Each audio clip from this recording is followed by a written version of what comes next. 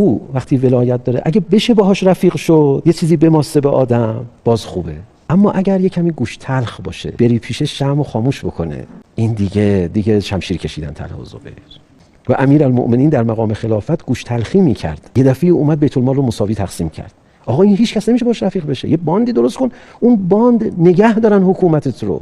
از این بدتر وضعیتی بود که رسول خدا به وجود آورد. نه این فکر نکنیم که رسول خدا مهربون بود، امیرالمومنین گوش تلخ بود. همه میدونستن ایشون وقتی خشن هست میومدن شکایت میکردن آقا امیرالمومنین خشن رفتار میکنه. بعد میفرمود لا تشکو علیاً، شکایت نکنید از علی ابن ابی طالب، انه خشن فی ذات الله، او در راه خدا این خشونت رو داره.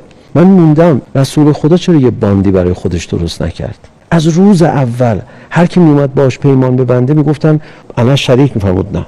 و اصلا خیلی ها رو تاروند. 13 سال طول کشید به خاطر همین گوش تلخی بود.